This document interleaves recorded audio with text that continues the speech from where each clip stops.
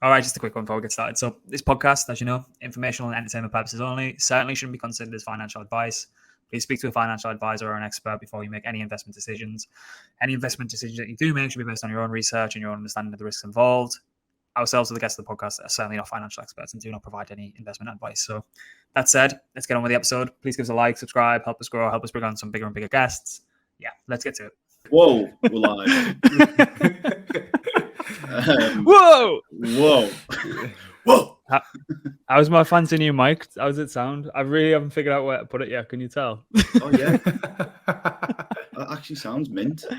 Does it sound good? Fucking want to for the price of the fucker. Jesus Christ.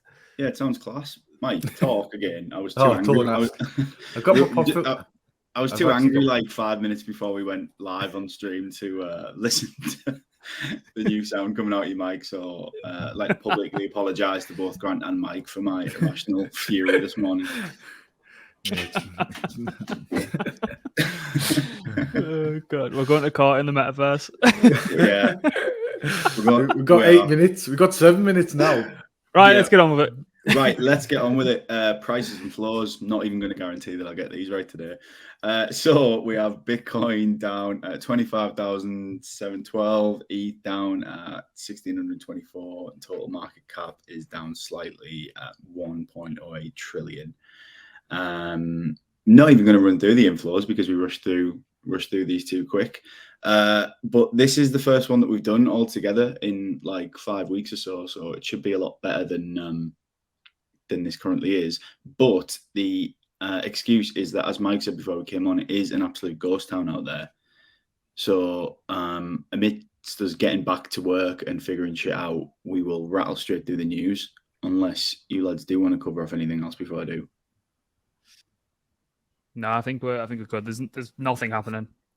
We should have pivoted to AI last month. Like, there's literally nothing happening apart from 2 negative pieces of news. So we don't want to ruin your morning if you listen to this first thing when you get up. But we've got some funny takes on it anyway. There was a list I had this morning of just bad news. So maybe we just go with like tokens that are strictly down only. So I think we'll just stick with your news today, Grant, and then we'll see what happens. I bounced out of bed this morning with the best intentions as well. I was like, yesterday I felt like we got through a lot of stuff, catched up. I was like, caught up, got loads of stuff to do again today, and then like just irrationally annoyed myself with something very, very trivial. But Grant's mic sounds sick. So does Mike's. So there's some good news. It's the only good news that's coming out of this podcast today. It really is. So for the bad news. Where do we want to start with this? Grant, do you want to start with signups? Yeah, signups protocol LP Dumperino is the title on the notes. I like it. So from what I can gather, there was a governance proposal back in March, which I've been doing some sleuthing on, and it was this strange, I hadn't heard of them, I don't think anyone else had heard of them, called NIMA Capital, NIMA Capital, and they proposed a governance snapshot in Synapse's forum, effectively saying we're going to deposit $40 million worth of stable coins. And for anyone who's out the loop with Synapse, if you listen to this, you should know what it is. I'm just going to fill you in anyway. It's a cross-chain bridge, allows you to just swap ETH and USDC, USDT, DAI stables, and a couple of other assets from one source chain to any destination chain. And apparently they've got their own L1 coming up soon to increase interoperability and stuff. But that's been coming for a while, and yeah, we'll see. So anyway, what's happened is this governance proposal got put up by NIMA Capital, their statement is that they're a family office who operate in DeFi, which absolutely stinks. I don't really think that's true. But anyway, they said if we deposit $40 million worth of TVL into Synapse, in return, we want a grant in like the SYN token.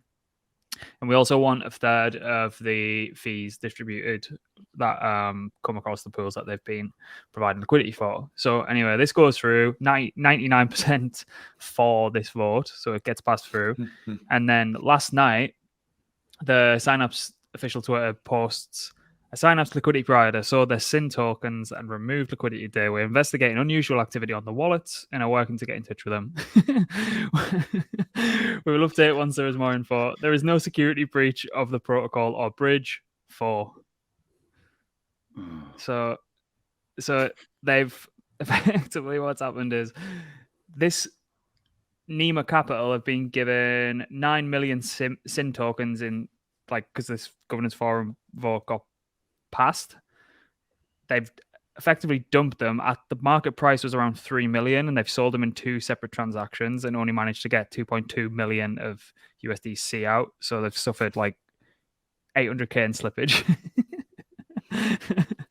And what else is funny there? Oh yeah, they've removed their $37.5 million in stablecoins that they were using to kind of get the photo over the line.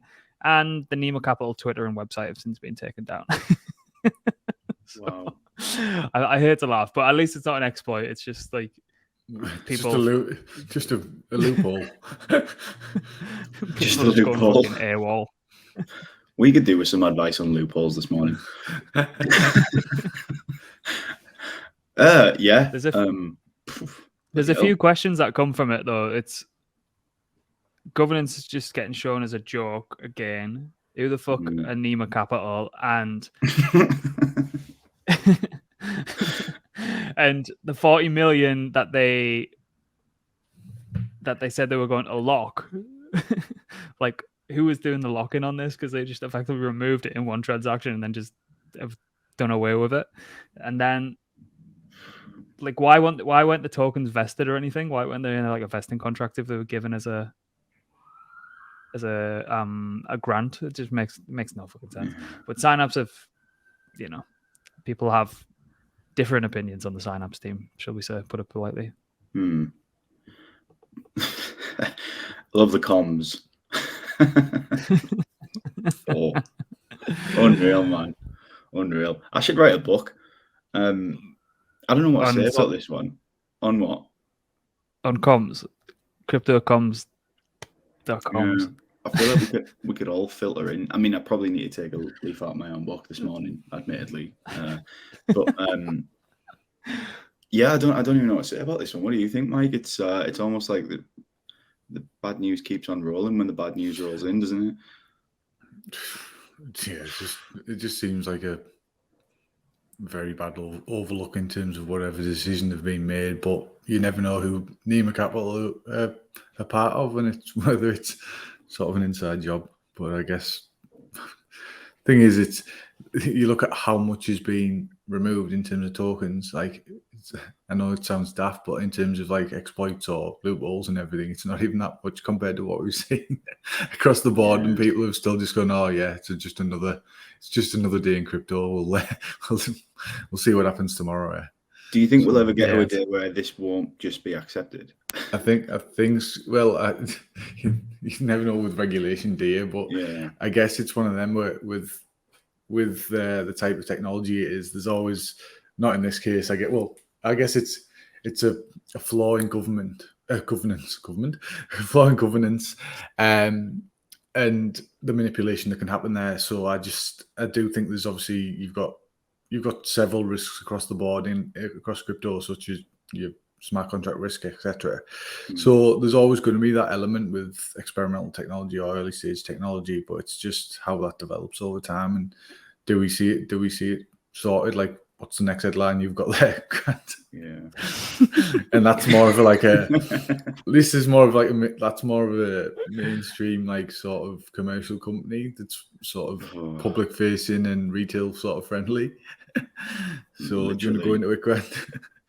Yeah, then the next bit of great news is stake.com got hacked for $40 million worth of ETH. So that's a bit more extreme. For God's sake. Yeah, so that's what I mean. So that's sort of your pinnacle of retail friendly products that are out there, and if they're not safe, then God knows, like, what chance have we got with DeFi? But the transactions after the hack look quite sophisticated as well. So they've routed it through like specific locations, and it looks like they know what they're doing. So I don't think they're gonna see that one back. But saying that, 40 million is fuck all to stake.com. They had like 20 billion in revenue last year. That's like, wow. he'll just have to sell one of his mansions that he recently bought in Australia or some shit. They give like YouTubers more than that every week or something, don't they? Yeah, it's Probably. wild. Like Drake will put a bet on and it'll sort him out anyways. $1 million, couple of $1 million bets that he puts on every week. They'll have it back in no time. It's probably like a fifth of what they pay Everton for commercial sponsorship. Yeah. Like literally. But maybe it was Chelsea hacking them just because they didn't sponsor the shirt in the end. They'll have to get Drake doing Glizzy Overdrive to make the money back on TikTok. That might actually be a new method. Like clubs might start appointing like Web3 hackers and like to broker deals with clubs. Like if you want another 40 million or whatever on top of what you thought you should have paid for the player, just hack the parent. I'll hack this bridge. Yeah. Do you think that would come into financial fair play though? Like, do you reckon FIFA would allow that? Like, yeah, for a couple of quid. I don't think right. We've got sponsorship revenue, ticket revenue, on the door sales, and a DeFi hack. Sepp Blatter makes up the revenue. I was just going to say, if we can get Sepp Blatter on crypto Twitter, then it's worth it for me. Yeah, he'll take your money, no problem at all. Yeah, he will. He'd be the ultimate meme lord as well, then, wouldn't he? Oh god, yeah. He's probably pumping dumps every. Is he still around? How old is he? Should we have a look at how old Sepp Blatter is as the closing and whether we think he could closing state? Let's get him on. Get him on Friendtech. He'd sell his own shares on Friendtech, Sepp Blatter. That's like, no, kind of person he is. Yeah, he's 87. Right. The closing thoughts for this one, and this is how we know whether you've listened to this abomination today, is would Sepp Blatter be able to survive on crypto Twitter? He's 87. No. The answer is, I think a fucking retweet would kill him, wouldn't it? Like that Shane Gillis thing where he talks about how Biden's the only president you could like punch kill. Sepp Blatter. Wow, where has this gone today? Yeah, I don't know. Fuck knows. Are we done? Neither do I. Yeah, I think we are done. If you haven't signed up to the newsletter, please do so. And also our new exclusive show, Still Early, which we are incredibly excited about. Do you want to say anything else on that? Quickly, Grant, before we wrap it up on Still Early, or it'll be infinitely more professional than this. So it really, if you will like be. that kind of stuff, then that might be your bag. Yeah, and GMD will be more professional in this going forward as well. This was a bad day. It won't. It won't. See you later. Thank you. Bye bye.